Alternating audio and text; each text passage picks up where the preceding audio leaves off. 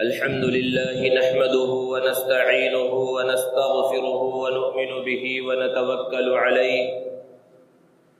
ونعوذ بالله من شرور أنفسنا ومن سيئات أعمالنا من يهده الله فلا مضل له ومن يضلله فلا هادي له ونشهد أن لا إله إلا الله وحده لا شريك له ونشهد أن سيدنا ومولانا محمدا عبده ورسوله صلى الله تعالى عليه وعلى آله وأصحابه وبارك وسلم تسليما كثيرا كثيرا. أما بعد، فقد قال الله تعالى في القرآن المجيد والفرقان الحميد: فأعوذ بالله من الشيطان الرجيم، بسم الله الرحمن الرحيم. قل هل يستوي الذين يعلمون والذين لا يعلمون إنما يتذكر أولو الألباب. وقال النبي صلى الله عليه وسلم: طلب العلم فريضة على كل مسلم. وقال النبي صلى الله عليه وسلم: من سلك طريقا يطلب فيه علما سهل الله له طريقا إلى الجنة او كما قال علیہ الصلاة والسلام. محترم حضرات، سامعین کرام، بزرگوں اور دوستوں، اللہ رب العزت نے ہم کو بہت سارے انعامات عطا فرمائے ہیں، بہت ساری نعمتوں سے نوازا ہے. اگر ہم اللہ کی نعمتوں کو گننا چاہیں، شمار کرنا چاہیں تو گن نہیں سکتے، شمار نہیں کر سکتے. جیسا کہ اللہ رب العزت نے فرمایا: وَإِن تَعُدُّوا نِعْمَةَ اللَّهِ لَا تُحْصُوهَا، کہ اگر تم اللہ کی نعمتوں کو گننا چاہو تو گن نہیں سکتے. شیخ سعدی رحمۃ اللہ علیہ نے فرمایا: اللہ کی نعمتیں کتنی ہیں اس کا تو اندازہ نہیں لگایا جا سکتا. صرف ایک سانس کی نعمت کو انسان دیکھ لے کہ یہ کتنی عظیم نعمت ہے جس کے اوپر انسان کی زندگی کا دار و مدار ہے، کہ اگر باہر سے سانس اندر نہ جائے تو انسان کی موت، اور سانس اندر جا کر باہر نہ آئے تو انسان کی موت. تو ایک مرتبہ سانس لینے میں اللہ کی دو نعمتیں جمع ہیں، اور ایک منٹ میں انسان کتنی مرتبہ سانس لیتا ہے اس کا بھی اندازہ نہیں کیا جا سکتا. تو اللہ کی کن کن نعمتوں کا انسان شکر ادا کرے گا. اللہ رب العزت نے جو نعمتیں عطا فرمائے ان میں سب سے بڑی نعمت وہ ایمان کی دولت ہے، ایمان کی نعمت ہے، کہ اس سے بڑھ کر کوئی دولت اور کوئی نعمت نہیں ہے کہ اللہ نے ہمیں مسلمان گھرانے میں پیدا فرمایا یا بعد میں چل کر اسلام کی اور ایمان کی دولت سے نوازا. یہ اللہ رب العزت کا بہت بڑا فضل اور بہت بڑا کرم ہے. روایات بتلاتی ہیں کہ دنیا میں 4000 سے زائد مذاہب پائے جاتے ہیں. ان مذاہب میں سے اللہ نے ہمیں اسلام عطا فرمایا، ایمان عطا فرمایا. یہ اللہ کا فضل ہے، اللہ کا شکر ہے. لیکن یہ ایمان کی دولت جو اللہ نے ہمیں عطا فرمائی ہے اس کی جس طرح قدر ہونی چاہیے اس طرح قدر ہمارے دلوں کے اندر نہیں ہے. اور وجہ یہی ہے کہ یہ گھر بیٹھے ہمیں مل گئی ہے، مسلمان گھرانوں میں پیدا ہو گئے، اسلامی نام رکھ دیا گیا، مسلمان کہلائے جانے لگے، اس لیے اس نعمت کی ہمیں قدر نہیں ہے. جنہوں نے مشکلات کو جھیلا ہے اور بعد میں اسلام قبول کیا اور کفر و شرک کی اور باطل کے اندر سے نکل کر انہوں نے اسلام قبول کیا اور انہوں نے جو قربانیاں دی وہ اس کی نعمت کو اور اس کی قدر کو اچھی طرح سے سمجھتے ہیں.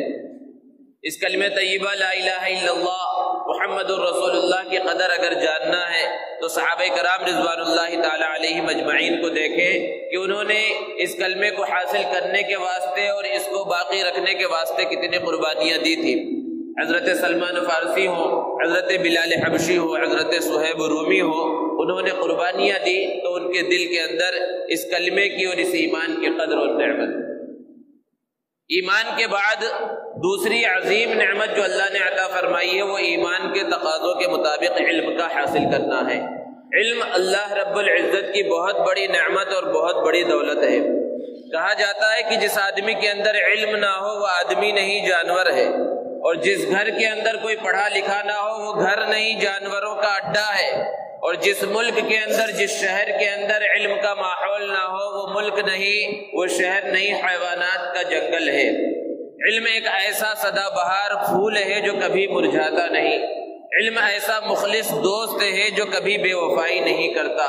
علم ایک ایسا تناور درخت ہے جس کے اوپر کبھی خزاں نہیں آتی۔ یہی وجہ ہے کہ اسلام نے علم کے حاصل کرنے پر بہت زیادہ زور دیا ہے۔ دنیا کے چاہے آسمانی مذاہب ہو یا غیر آسمانی مذاہب ہو، کسی نے حصول علم پر اتنا زیادہ زور نہیں دیا جتنا زیادہ زور اسلام نے دیا ہے۔ یہ تاریخ بتاتی ہے، روایات میں بتلاتی ہے۔ قرآن مجید میں مختلف مقامات پر اللہ رب العزت نے علم کو اور علم کی اہمیت کو بیان فرمایا۔ ارشاد فرمایا هل يستوي الذين يعلمون والذين لا يعلمون، کہ کیا وہ لوگ جو اہل علم ہیں، جن کے دلوں میں علم ہے، جن کے دل علم کے نور سے منور ہیں، اور جن کے دل علم کے نور سے خالی ہے، جاہل ہے، اور جن کے دل کے اندر غفلت کا پردہ پڑا ہوا ہے، کیا دونوں برابر ہو سکتے ہیں؟ اللہ رب العزت سوال کر رہے ہیں، اور پھر خود ہی جواب بیان فرمایا انما یتذکر اولو الالباب، کہ جو عقل مند ہے وہ اچھی طرح سے اس بات کو سمجھتے ہیں کہ ایک پڑھا لکھا آدمی اور ایک ان پڑھ کبھی برابر نہیں ہو سکتے۔ علم کی اس سے زیادہ اہمیت اور عظمت اور فضیلت اور کیا ہوگی کہ اللہ رب العزت نے زمانے جاہلیت میں تقریباً 600 سال کے بعد نبی کریم صلی اللہ علیہ وسلم پر اس آخری امت کے واسطے آخری کتاب کا جو پہلا سبق نازل فرمایا، جو پہلا حکم دیا، اور تقریباً 600 سال کے بعد آسمان سے اللہ کا پیغام اتر رہا تھا، تو وہ پہلا حکم پڑھنے پڑھانے سیکھنے سکھانے سے متعلق تھا۔ جو قرآن کو جانتے ہیں، سمجھتے ہیں، پڑھتے ہیں، وہ اس بات کو اچھی طرح جانتے ہیں۔ حالانکہ اس زمانے کے اعتبار سے جو کہ شرک کا اور بت پرستی کا دور تھا، پہلا حکم توحید کا ہو سکتا تھا، پہلا حکم رسالت کا ہو سکتا تھا، قیامت پر ایمان کا ہو سکتا تھا، عبادت کا ہو سکتا تھا، ذکر کا ہو سکتا تھا، شکر کا ہو سکتا تھا، لیکن اللہ رب العزت نے سب سے پہلا حکم پڑھنے پڑھانے سے متعلق دیا، اور ارشاد فرمایا اقرأ باسم ربک الذی خلق، کہ اس پروردگار عالم کے نام سے ابتدا کیجئے، پڑھیے جس نے پیدا کیا۔ اس سے علم کی اہمیت اور عظمت اور فضیلت معلوم ہوتی ہے۔ اور اس کائنات میں اللہ رب العزت نے سب سے پہلے جو چیز اس زمین اور آسمان اور ساری مخلوقات کو پیدا کرنے سے پہلے جو چیز پیدا فرمائی وہ ہے قلم۔ قرآن میں اللہ نے بیان فرمایا، اس قلم کا تذکرہ کیا ہے، اور قلم کی قسم اللہ رب العزت نے کھائی ہے۔ اس سے بھی اس کی اہمیت اور عظمت کا پتہ چلتا ہے کہ قلم علم کے حاصل کرنے کا ایک آلہ ہے، ایک ذریعہ ہے۔ جب قلم کو پیدا فرما دیا، پھر اس کے بعد نون یعنی دوات کو، روشنائی کو پیدا فرمایا۔ قلم سے اللہ نے کہا کہ لکھ ڈال، تو قلم نے پوچھا ہے پروردگار کیا لکھوں؟ تو اللہ رب العزت نے فرمایا کہ ابتدا سے انتہا تک جو کچھ ہونے والا ہے تقدیر کو لکھ ڈال۔ اللہ رب العزت نے انسان کو اشرف المخلوقات بنایا،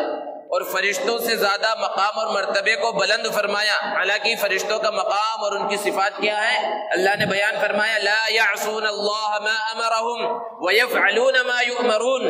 کہ اللہ رب العزت کے احکام کی وہ خلاف ورزی نہیں کرتے، جو حکم انہیں دے دیا جاتا ہے وہ اس کو بجا لاتے ہیں۔ لیکن اس عظیم مخلوق سے بھی انسان کا مرتبہ، انسان کا مقام اللہ نے بڑھایا صرف اور صرف علم کی وجہ سے، کہ انسان کو اللہ نے ایسا علم عطا فرمایا ہے جو علم اللہ نے فرشتوں کو عطا نہیں فرمایا۔ اسی لیے انسان کو مسجود ملائک بنایا۔ سیدنا آدم علیہ السلام کو جب اللہ نے پیدا فرمایا اور فرشتوں کو سجدے کا حکم دیا، تو یوں ہی نہیں کہ سجدے کا حکم دے دیا، بلکہ دلیل بھی بیان فرمائی کہ سجدے کا حکم کیوں دیا جا رہا ہے، یہ سجدے تعظیمی کیوں کرایا جا رہا ہے۔ اللہ نے فرشتوں کا امتحان لیا، ان سے چیزوں کی خصوصیات کے بارے میں پوچھا، وہ جواب نہ دے سکے۔ حضرت آدم علیہ السلام سے وہی سوال کیا، انہوں نے وہ جواب دے دیا، کیونکہ اللہ نے وہ علم انہیں عطا فرمایا تھا۔ تو علم کی وجہ سے انسان کی عظمت ہے، علم کی وجہ سے انسان کا مقام اور مرتبہ بلند ہوتا ہے۔ یہ علم کی اہمیت ہے، یہ علم کی خصوصیت ہے۔ علم دو طرح کا ہے، ایک ہے علم نافع اور ایک ہے علم غیر نافع۔ ایک نفع دینے والا علم اور ایک نفع نہ دینے والا علم، بیکار چیزوں کا علم جس سے نہ دین کا فائدہ ہو نہ دنیا کا فائدہ ہو۔ اللہ کے رسول صلی اللہ علیہ وسلم کو اللہ رب العزت نے قرآن مجید میں حکم دیا کہ آپ اپنے علم میں اضافے کے واسطے دعا کیجیے۔ ذرا تصور کیجیے نبی کریم صلی اللہ علیہ وسلم کا مقام و مرتبہ کیا ہے کہ آپ کو اولین اور آخرین کا علم دیا گیا، بلکہ ہمارا تو یہ عقیدہ ہے کہ حضرت آدم علیہ السلام سے لے کر حضرت عیسیٰ علیہ السلام تک مختلف اوقات میں مختلف انبیاء کرام کو اللہ رب العزت نے جو علوم عطا فرمائے تھے، یک بارگی وہ سارے علوم محمد عربی صلی اللہ علیہ وسلم کو عطا فرما دیے گئے۔ اتنا بڑا مقام و مرتبہ ہے، اس کے باوجود آپ یہ دعا کر رہے ہیں رب زدنی علما، اور اصل میں یہ سبق تھا اس امت کے واسطے کہ یہ امت ہمیشہ علم میں اضافے کے واسطے دعا کرتی رہے اور یہ کہتی رہے رب زدنی علما، کہ میرے پروردگار میرے علم کے اندر اضافہ فرما۔ اور نبی کریم صلی اللہ علیہ وسلم سے جو دعائیں ثابت ہیں ان میں سے ایک دعا یہ ہے، اللہ کے رسول صلی اللہ علیہ وسلم دعا کیا کرتے تھے اللہم انی اسألک علما نافعا، کہ اللہ میں آپ سے علم نافع کا سوال کرتا ہوں، علم نافع کو طلب کرتا ہوں۔ اور اللہ کے رسول صلی اللہ علیہ وسلم علم غیر نافع سے پناہ چاہتے تھے۔ اللہ کے رسول صلی اللہ علیہ وسلم کی دعاؤں میں یہ بھی ثابت ہے اللہم انی اعوذ بک من علم لا ينفع، اللہ میں پناہ چاہتا ہوں ایسے علم سے جو نفع نہ دے، ایسے علم کی مجھے ضرورت نہیں ہے۔ تو یہ علم ہے، اور علم نافع کی اہمیت اور فضیلت ہے۔ دنیا کے اندر جو دنیاوی علوم ہیں جو اسکولوں کے اندر، کالجوں کے اندر، یونیورسٹیوں کے اندر حاصل کیا جاتا ہے، اس سے بھی فائدہ ہوتا ہے، یہ بھی علم نافع ہے، اس سے انسان کی دنیا سدھرتی ہے، دنیا کے اندر وہ فائدہ حاصل کرتا ہے۔ اور جو دینی علوم ہیں وہ دنیا کے اندر بھی مفید ہیں اور آخرت کے اندر بھی مفید ہیں۔ تو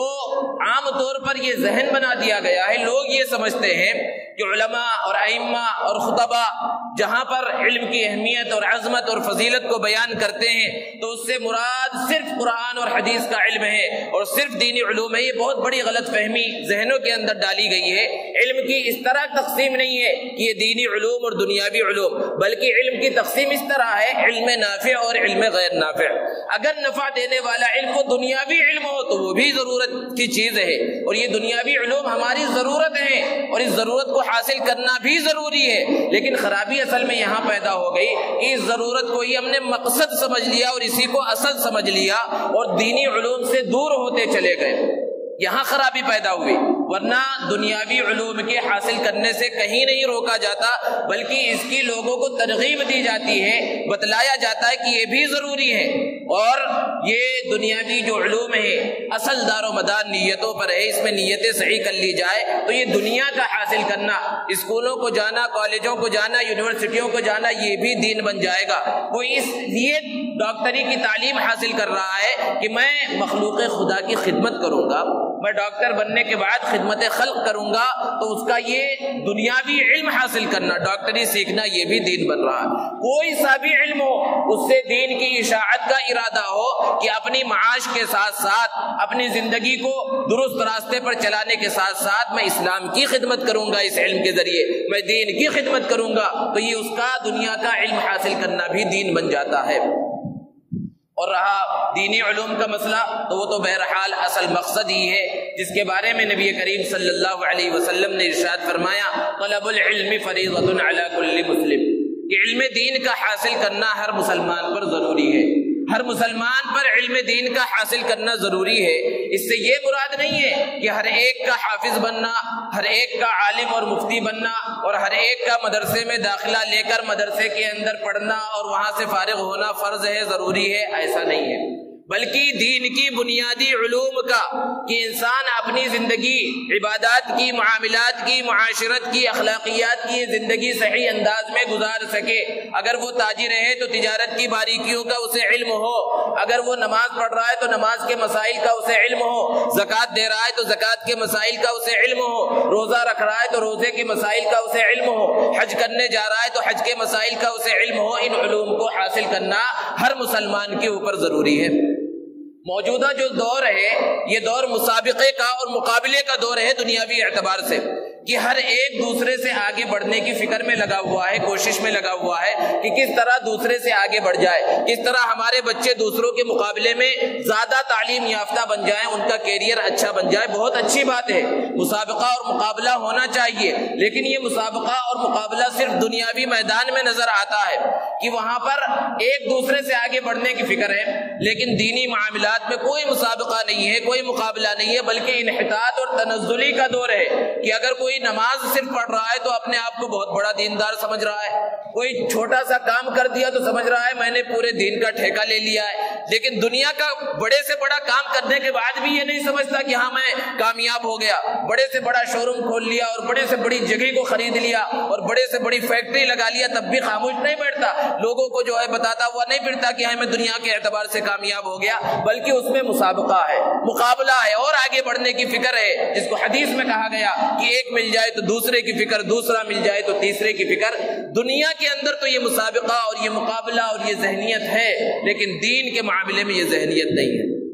اور دنیا کے اندر جو یہ ذہنیت بنی ہوئی ہے، اسی وجہ سے ہم نے اپنے معصوم بچوں کو اسکولوں کی بھٹی کے اندر جھونک دیا ہے، اور وہ اسکولوں کے اندر جا رہے ہیں، اور بہت سے ایسے اسکول ہیں جو مشنری اسکول ہیں اور ہمارے برادران وطن کے غیر مسلموں کے اسکول ہیں۔ اب ہماری یہ ذمہ داری ہے کہ ہم اپنے بچوں کو جو اسکولوں کے اندر ڈال رہے ہیں اور وہاں انہیں اعلیٰ تعلیم دلا رہے ہیں، تو کہیں وہ اپنے دین سے غافل تو نہیں ہو رہے، کہیں ان کے عقیدے کو خراب تو نہیں کیا جا رہا، کہیں ان کی ذہن سازی تو نہیں کی جا رہی، کہیں ان کو اسلام سے اور اسلامی احکامات سے اور اسلامی شعائر سے بدظن تو نہیں کیا جا رہا ہے۔ یہ ہر ایک کی، ہر سرپرست کی، ہر والد کی، ہر والدہ کی ذمہ داری ہے ان سب چیزوں کا خیال رکھنا۔ یہ نہیں ہے کہ بس اسکول میں ڈال دیا، کالج کے اندر ڈال دیا اور پھر اس کے بعد اطمینان سے بیٹھ گئے کہ بچہ تعلیم حاصل کرتا رہے گا، ایسا بالکل نہیں ہونا چاہیے،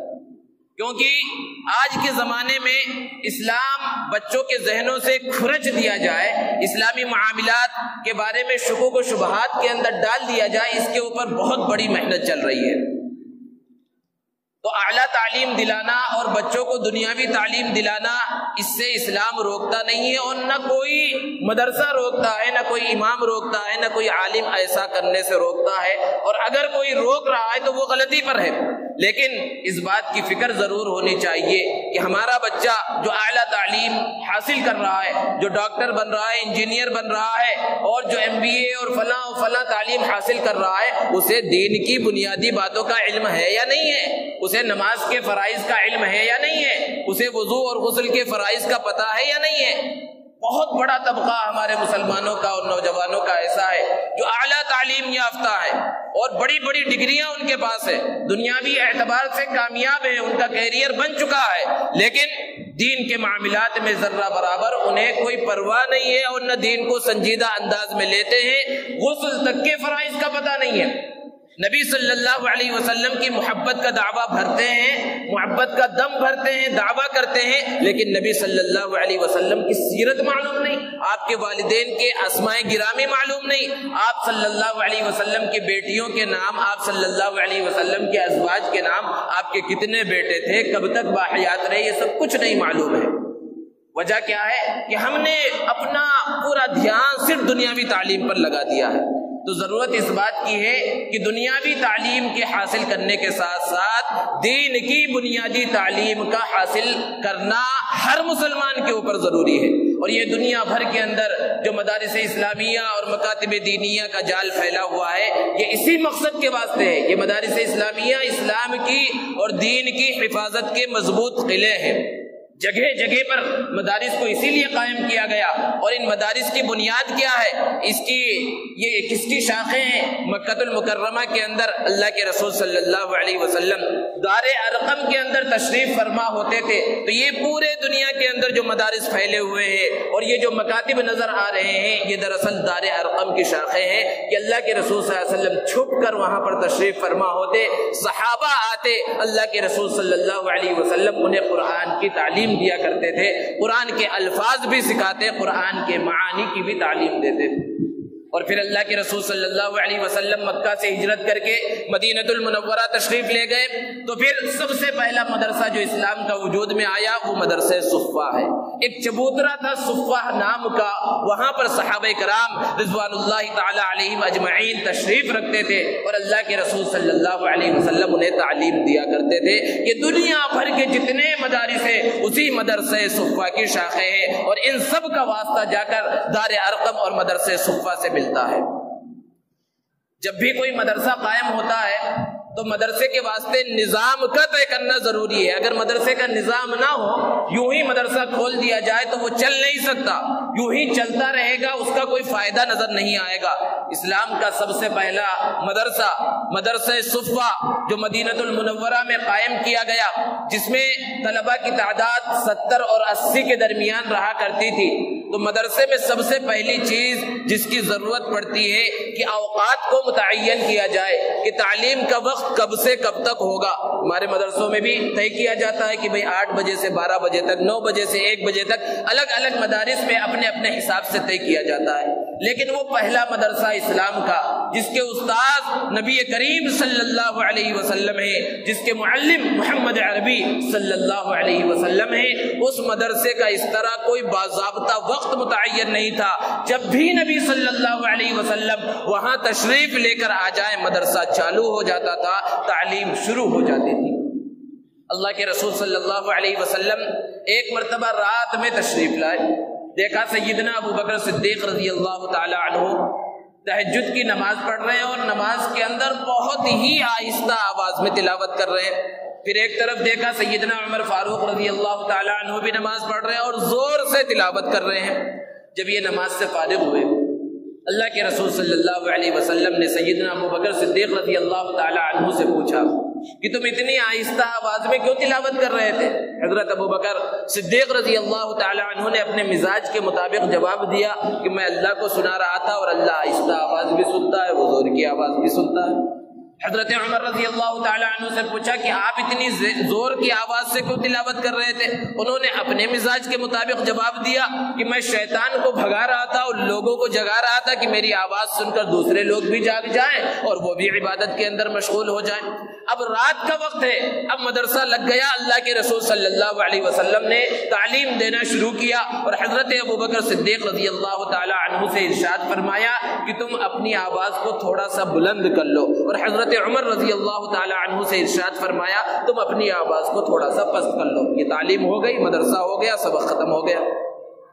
تو اس کا کوئی وقت متعین نہیں تھا، اور مدرسے کے اندر جبکہ مدرسہ دارالاقامہ ہو، ہاسٹل ہو، بچے وہاں پر مستقل رہتے ہو، تو مدرسے کی ریڑھ کی ہڈی جو ہے وہ مطبخ ہے، باورچی خانہ ہے، اس کے بغیر مدرسہ نہیں چل سکتا۔ لیکن وہ اسلام کا پہلا مدرسہ صفہ، وہاں ہاسٹل ہے، 24 گھنٹے وہاں پر طلبہ موجود ہیں، صحابہ موجود ہیں علم حاصل کرنے کے واسطے، اللہ کے رسول صلی اللہ علیہ وسلم سے سیکھنے کے واسطے، لیکن وہاں کا کوئی مطبخ نہیں ہے، وہاں کوئی باورچی خانہ نہیں ہے، کوئی بھی کچھ لے کر آ گیا اور وہاں ایک شاخ کی طرح کچھ درخت کی شاخ تھی، وہاں پر کچھ لٹکا دیا اور وہ مدرسے کے طلبہ وہیں پر کھا لیتے تھے، بھوکے پیاسے زندگی گزارتے تھے۔ اسی مدرسے کے ایک طالب علم ہے حضرت ابو ہریرہ رضی اللہ تعالی عنہ، وہ بیان فرماتے ہیں کہ ایک مرتبہ مجھے اتنی زیادہ بھوک لگی کہ میں غشی کھا کر بے ہوش ہو کر گر گیا، اور پھر اس کے بعد وہاں سے حضرت ابو بکر صدیق رضی اللہ تعالی عنہ گزرے، مجھے دیکھا لیکن کچھ بھی نہیں کہا، مجھے نہیں بلایا کھانے پینے کے واسطے، میں سمجھ گیا ان کے پاس بھی کچھ نہیں۔ پھر حضرت عمر رضی اللہ تعالی عنہ گزرے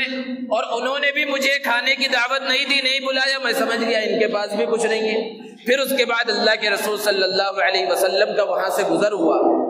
آپ صلی اللہ علیہ وسلم نے پوچھا ہے ابو ہریرہ کیا ماجرا ہے، کیوں اس طرح گر گئے ہو؟ تو انہوں نے کہا بھوک کی وجہ سے اللہ کے رسول صلی اللہ علیہ وسلم۔ آپ صلی اللہ علیہ وسلم نے مجھے اپنے ساتھ لیا اور اپنے گھر لے گئے۔ حضرت ابو ہریرہ فرماتے ہیں کہ گھر میں اللہ کے رسول صلی اللہ علیہ وسلم نے پوچھا کچھ کھانے کے واسطے موجود ہے؟ اندر سے جواب دیا گیا کچھ بھی نہیں ہے، صرف ایک دودھ کا پیالہ ہے۔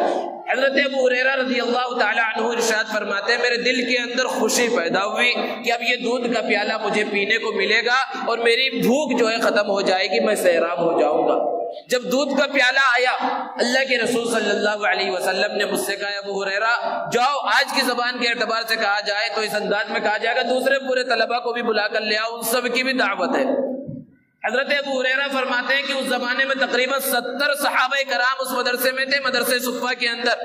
اب میرے دل کے اندر تو یہ جو ہے یہ بات پیدا ہوئی کہ اگر میں انہیں بلانے جاؤں گا تو پھر یہ 70 لوگ آ جائیں گے، اور اللہ کے رسول صلی اللہ علیہ وسلم کا یہ معمول ہے کہ چونکہ میں پہلے سے موجود ہوں مجھے ہی ذمہ داری دیں گے پلانے کی، اور میرا نمبر سب سے بعد میں آئے گا، اس وقت تک دودھ بچے یا نہ بچے اور میری بھوک مٹے یا نہ مٹے، یہ دل کے اندر ہے۔ لیکن اللہ کے رسول صلی اللہ علیہ وسلم کا حکم آ گیا، چو چرا نہیں کر سکتے، گئے اور سارے صحابہ کو، سارے طلبہ کو بلا کر لائے، اور سارے طلبہ وہاں موجود ہیں، اور حضرت ابو ہریرہ رضی اللہ تعالی عنہ سے اللہ کے رسول صلی اللہ علیہ وسلم نے فرمایا چلو ان سب طلبہ کو پلاؤ۔ حضرت ابو ہریرہ رضی اللہ تعالی عنہ ارشاد فرماتے ہیں کہ میں نے ایک ایک کر کے سب کو پلانا شروع کیا، سارے لوگ سیراب ہو گئے اور پیالے میں دودھ ویسے کا ویسا باقی رہا۔ یہ اللہ کے رسول صلی اللہ علیہ وسلم کا معجزہ تھا۔ پھر بعد میں اللہ کے رسول صلی اللہ علیہ وسلم نے مجھ سے کہا ابو ہریرہ اب تم پیو۔ حضرت ابو ہریرہ رضی اللہ تعالیٰ عنہ فرماتے ہیں میں نے خوب سیراب ہو کر پیا، اللہ کے رسول صلی اللہ علیہ وسلم نے کہا اور پیو، میں نے اور پیا، پھر کہا اور پیو، تو میں نے عرض کیا اللہ کے رسول شبعت، میں تو سیراب ہو گیا، اب اس سے زیادہ نہیں پی سکتا۔ حضرت ابو ہریرہ فرماتے اس کے بعد نبی صلی اللہ علیہ وسلم نے اس پیالے کو لیا اور آپ نے آخر میں نوش فرمایا۔ تو یہ پہلا مدرسہ اور پہلے مدرسے کے جو طلبہ تھے ان کا حال تھا۔ اسی مدرسے کے ایک طالب علم ہیں حضرت ابی ابن کعب رضی اللہ تعالی عنہ، جنہیں اس امت کا قاری کہا جاتا ہے، صحابہ میں بہت اچھا قرآن پڑھتے تھے۔ ایک مرتبہ اللہ کے رسول صلی اللہ علیہ وسلم نے حضرت ابی ابن کعب سے کہا ذرا سورہ بینہ تو سناؤ۔ حضرت ابی ابن کعب رضی اللہ تعالیٰ عنہ پریشان ہو گئے، عرض کیا اللہ کے رسول قرآن آپ پر نازل ہو رہا ہے، آپ ہمیں قرآن سکھا رہے ہیں اور آپ مجھ سے قرآن سننا چاہتے ہیں؟ اللہ کے رسول صلی اللہ علیہ وسلم نے ارشاد فرمایا اللہ نے مجھے حکم دیا ہے کہ میں تم سے قرآن کو سنوں۔ حضرت ابی ابن کعب رضی اللہ تعالی عنہ اور زیادہ پریشان اور حیرت کے انداز میں سوال کیا اللہ سمانی، کیا اللہ نے میرا نام لے کر کہا ہے؟ اللہ کے رسول صلی اللہ علیہ وسلم نے ارشاد فرمایا نعم اللہ سماکا، کہ اللہ نے تمہارا نام لے کر کہا ہے۔ یہ مقام اور یہ مرتبہ اس مدرسے کے صحابہ کا اور اس مدرسے کے طلبہ کا تھا۔ اور پھر مدرسے کے اندر جب تعلیم شروع ہو جائے تو مدرسے میں پھر امتحان بھی ہوتا ہے، بغیر امتحان کے مدرسہ نہیں چلتا، اور پھر امتحان بھی الگ الگ انداز میں ہوتا ہے، اور ممتحن آتے ہیں باہر سے امتحان لینے کے واسطے، ایگزامینر کو بلایا جاتا ہے۔ یہ پہلے مدرسے کے جو طلبہ ہیں، پہلا مدرسہ ہے، اس کا ممتحن کون ہے؟ امتحان لینے والا، اس کا امتحان لینے والا خود پروردگار عالم ہے۔ اللہ نے ارشاد فرمایا اولئک الذین امتحن اللہ قلوبہم، اللہ نے ان پہلے طلبہ کے دلوں کا امتحان لیا۔ اب امتحان ہو جائے، امتحان میں جو کامیاب ہو جائیں تو عام طور پر انہیں انعامات سے بھی نوازا جاتا ہے۔ وہ پہلے مدرسے کے پہلے طلبہ تھے، ان کا امتحان پروردگار عالم نے لیا، ان کو تعلیم نبی صلی اللہ علیہ وسلم نے دی، اور پھر انہیں انعام کیا ملا؟ رضی اللہ عنہم ورضوا عنہ، کہ اللہ ان سے راضی ہو گیا اور وہ اللہ سے راضی ہو گئے۔ یہ دنیا بھر کے اندر جو مدارس نظر آ رہے ہیں یہ اسی مدرسے صفا کی شاخیں ہیں، اس لیے مسلمانوں کو ان مدارس کا خیال رکھنا چاہیے۔ لیکن معاملہ آج اس کے برعکس ہو گیا ہے کہ کہاں تھوڑا سا موقع ملا کہ مدارس کے خلاف، اہل مدارس کے خلاف، مدارس کے طلبہ کے خلاف، علماء کے خلاف، ائمہ اور مؤذنین کے خلاف اگر کوئی شوشہ کسی کو مل جائے تو پھر تو اللہ کی پناہ کیسے کیسے مسئلے کھڑے کر دیے جاتے ہیں، اور بعض جگہ جہاں کوئی شوشہ ہی نہ ہو تو بھی ڈائریکٹ جو ہے مدارس کے اوپر نشانہ، مدارس کے علماء کے خلاف۔ بلکہ بعض علماء نے تو بیان فرمایا ہنسی مذاق کے اندر کہ یہ علماء کا جو طبقہ یہ ملامتی طبقہ ہے، مولویوں کا طبقہ ملامتی، یعنی ان کے اوپر لوگ ملامت کرتے رہیں کہ چاہے جو کام کر لے، چاہے جتنا اچھا کام کرے، اگر کوئی عالم، کوئی حافظ، کوئی امام ایسا ہے جو اپنے کام سے کام رکھتا ہے، یعنی مدرسے میں پڑھا رہا ہے اور مسجد کے اندر امامت کر رہا ہے، تو اس کے بارے میں لوگ کیا کہتے ہیں؟ ارے ان کو تو مسجد مدرسے کی گنبد سے ہی فرصت نہیں ہے، دنیا کہاں سے کہاں پہنچ گئی، دنیا چاند پر پہنچ گئی اور یہ جو ہے مسجد کی گنبد کے اندر موجود ہیں، دنیا کی کوئی خبر نہیں ہے۔ کسی نے اس طرح کی بات پر بہت اچھا جواب دیا کہ بھائی آپ کیا مدرسے کے اندر بیٹھے ہوئے ہیں، دنیا چاند میں پہنچ گئی اور تم انہی پرانے زمانے کی کتابوں کے اندر موجود ہیں اور اسی کے اندر لگے ہوئے ہیں، دنیا کے اعتبار سے کوئی ترقی نہیں۔ تو اس نے بہت اچھا جواب دیا کہ ہاں کچھ لوگ وہ ہیں جنہوں نے دنیاوی اعتبار سے اتنی ترقی کی کہ وہ چاند پر پہنچ گئے، پہنچے نہیں پہنچے وہ تو اللہ جانتا ہے کہ وہ چاند پر پہنچ گئے، اور ایک طبقہ وہ ہے درمیان میں، بیچ میں ہم ہیں کہ ہم جو ہے دنیا کے اعتبار سے چاند پر نہیں پہنچے اور بہت بڑی ترقی نہیں کی اور ان چیزوں کو جو ہے وجود میں نہیں لایا اور فلاں فلاں چیزیں ہم نے نہیں بنائی، لیکن ہم نے قرآن سیکھ لیا، حدیث کا علم حاصل کر لیا، اللہ کے فرمان کو سمجھ لیا۔ تو یہ دو کونے میں دو طرح کے لوگ ہیں، اور درمیان میں تم ہی ایک ایسے بے وقوف ہو، نہ دنیا والوں کے ساتھ تم چاند پر پہنچے اور نہ ہمارے ساتھ تم نے قرآن اور حدیث کا علم حاصل کیا۔ تمہاری تو کوئی حیثیت ہی نہیں رہی، نہ تم نے دنیا کے اعتبار سے ترقی کی نہ دین کے اعتبار سے ترقی کی، تم تو کہیں کے نہیں رہے، کم سے کم دنیا کے اعتبار سے ترقی کر لیتے۔ تو ہر انداز میں ہر معاملے میں جو ہے علماء پر، مدارس پر، اہل مدارس پر اعتراض کیا جاتا ہے۔ اور اگر کوئی عالم ایسا ہو جو اصلاح معاشرہ کے واسطے نکلے، لوگوں سے ملاقات کرے، لوگوں کے معاملات کو سنے، ان معاملات کو جو ہے حل کرنے کی کوشش کرے، سیاسی معاملات میں دخل دے، تو اب اس کے بارے میں کیا کہیں گے؟ ارے بھائی یہ تو عالم ہے، حافظ ہے، ان کو مسجد مدرسے میں رہنا چاہیے، ان کو باہر نکلنے کی کیا ضرورت ہے؟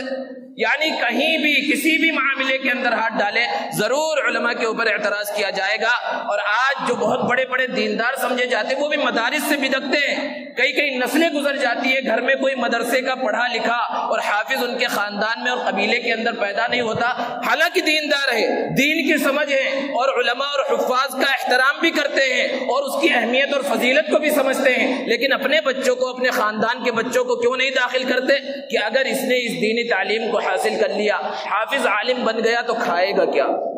یعنی روزی روٹی کو علم پر منحصر کر لیا کہ اگر مدرسے کے اندر پڑھا لکھا کوئی ہے تو اس کی زندگی نہیں چل سکتی۔ حالانکہ آپ مشاہدہ کر لے، تجربہ کر لے یکا دکا واقعات کو چھوڑ کر کہ آپ کو کیا کبھی کوئی حافظ، کوئی عالم، کوئی مدرسے کا پڑھا لکھا ایسا ملا ہے جو جس نے خودکشی کی ہو معاشی پریشانی کی وجہ سے، جس نے اپنی جان کو جو ہے یوں ہی ہلاک کر لیا ہو اور اس گناہ کبیرہ کا مرتکب ہوا ہو؟ جبکہ بڑے بڑے دنیاوی تعلیم یافتہ نوکری نہ ملنے کی وجہ سے، امتحان میں صرف فیل ہو جانے کی وجہ سے، نمبر کم آ جانے کی وجہ سے بڑی بڑی بلڈنگوں سے کود جاتے ہیں، خودکشی کر لیتے ہیں، حالانکہ سب کچھ ہے، بڑے اعلیٰ تعلیم یافتہ ہے، سب کچھ ہے، لیکن پھر اس کے باوجود کیوں اپنی زندگی کو قربان کر رہے ہیں؟ کیوں اپنی جان کو جو ہے جوخم میں ڈال رہے ہیں؟ تو روزی تو اللہ رب العزت دینے والے ہیں، اور لوگوں کا ذہن بالکل متضاد انداز میں سوچتا ہے، الگ الگ انداز کی باتیں کرتے ہیں۔ بعض مرتبہ لوگوں کی زبان سے یہ سنا گیا کہ ارے بھائی یہ مولوی لوگ آخر ان کے پاس پیسہ کہاں سے آتا ہے؟ جب دیکھو وائٹ اور چمکدار اور عمدہ قسم کے کپڑے پہنتے ہیں اور ہمیشہ جو ہے استری کے اندر ہے اور اتنے اچھے کپڑے پہن رہے ہیں، وہ کھانے دیکھو مولوی صاحب کے تو بڑے مزے ہیں، زبردست چکن مٹن اور یہ سب چل رہا ہے۔ اب انہی سے کہا جائے بھائی اگر مولویوں کے مزے ہیں تو اپنے بچوں کو مولوی بناؤ، حافظ بناؤ، تو زبانیں بند ہو جاتی ہیں۔ یعنی ایک طرف یہ کہنا ہے کہ اگر مولوی بن گیا، حافظ بن گیا تو کھائے گا کیا، اور اوپر سے یہ اعتراض ہے کہ مولوی سب سے زیادہ کھاتا ہے، مولوی سب سے اچھا پہنتا ہے۔ الگ الگ انداز کی باتیں ہیں۔ تو دوستو کہنے کا مقصد اور خلاصہ یہ ہے کہ یہ جو مدارس اسلامیہ پوری دنیا کے اندر پھیلے ہوئے ہیں اور خصوصاً ہمارے ملک کے اندر یہ دین کی حفاظت کے قلعے ہیں، ان کی قدر کیجئے، ان میں اپنے بچوں کو داخل کیجئے، اور یہ جتنے مدارس چل رہے ہیں ان کا کوئی اپنے طرف سے کوئی نظام نہیں ہے، یہ جو چل رہے ہیں یہ سب آپ کی جیب سے چل رہے ہیں۔ یہ رمضان کا مہینہ گزرا اور ہر ایک نے جو ہے کس انداز میں مدارس کی مدد کی اور مدارس کا تعاون کیا، زکوٰۃ کے ذریعے، صدقات کے ذریعے، اپنے عطیات کے ذریعے، وہ ہر شخص جانتا ہے یہ سب آپ کی وجہ سے چل رہے ہیں اور مسلمان ہی اس کو چلا رہے ہیں۔ ضرورت اس بات کی ہے کہ ہر معاملے میں، ہر موقع پر ان کا تعاون کیا جائے، کسی بھی پریشانی کے اندر یہ مدارس آ جائے تو ان کا تعاون کیا جائے، اور سب سے بڑا تعاون مدارس کا یہ ہے کہ ان مدارس اسلامیہ کے اندر اپنے بچوں کو داخل کیا جائے۔ وہ اسلامی ممالک جہاں اسلام کا نام لیا جاتا ہے اور اسلام مسلمان نام کے حکمراں موجود ہیں، وہاں پہلے بھی اس انداز کے مدارس تھے، لیکن جب مدارس کو ختم کر دیا گیا اور بڑی بڑی یونیورسٹیاں قائم کی گئی اور اس میں دین کا ایک شعبہ، دینیات کا ایک شعبہ رکھ دیا گیا، تو آج وہاں کا حال یہ ہے کہ جو دینیات پڑھانے والا ہے اس کو دیکھ کر یہ اندازہ نہیں لگایا جا سکتا کہ عالم ہے بھی یا نہیں۔ عالم اور غیر عالم کی تو دور کی بات ہے، مسلمان ہے یا مسلمان نہیں ہے یہ بھی پتہ نہیں لگایا جا سکتا، کس کے بارے میں؟ جو قرآن پڑھا رہا ہے، حدیث پڑھا رہا ہے۔ اللہ کا شکر ادا کریں کہ ہمارے ملک ہندوستان کے اندر ایسی وبا نہیں ہے۔ اندلس کا حال دیکھیے، اسپین کا حال، کہ وہاں پہلے مدارس کو جڑ سے ختم کیا گیا، مدارس کا نام و نشان مٹا دیا گیا، اور پھر اس کے بعد اس انداز میں وہاں پر حملہ کیا گیا اور اس انداز میں مسلمانوں کا خاتمہ کیا گیا کہ آج اسلام کا نام لینے والا وہاں کوئی باقی نہیں ہے۔ اور انگریزوں کی جب یہاں پر حکومت تھی تو صرف دلی کے اندر 1000 مدارس کو شہید کیا گیا تھا۔ پورے ہندوستان میں جو پہلے نظام کے تحت مدارس چل رہے تھے، پہلے انداز کے تحت مدارس چل رہے تھے، ان سب کو چن چن کر ختم کیا گیا۔ لیکن پھر 1857 کی جو جنگ آزادی ہوئی جس میں مسلمانوں کو اور ہندوستان میں بسنے والوں کو شکست ہوئی، تو پھر اس کے بعد علماء نے توجہ کی نئے انداز میں مدارس قائم کرنے کو، اور پورے ہندوستان کے چپے چپے میں مدارس قائم کیے گئے، اور اس وقت سے یہ مدارس کا نظام پھر نئے انداز میں چلنا شروع ہوا۔ اور آج دیکھیں گلی گلی میں، بستی بستی، قریہ قریہ یہ مدارس پھیلے ہوئے ہیں۔ ان مدارس کے اندر اب چونکہ داخلوں کا وقت ہے، اس لیے جہاں تک ہو سکے اپنے بچوں کو بھی اس کے اندر داخل کریں۔ اور جیسا کہ شروع میں یہ بات آ چکی ہے کہ مدارس کی اہمیت، عظمت اور فضیلت کو بتانے کا مقصد یہ نہیں ہے کہ دنیاوی تعلیم اور دنیاوی علوم بیکار ہیں۔ جو بچے دنیاوی علوم حاصل کر رہے ہیں انہیں دنیاوی علوم حاصل کرائیں، دنیاوی تعلیم انہیں اچھے سے اچھے انداز میں دے، لیکن انہیں دیندار بھی بنا دے۔ دین کی بنیاد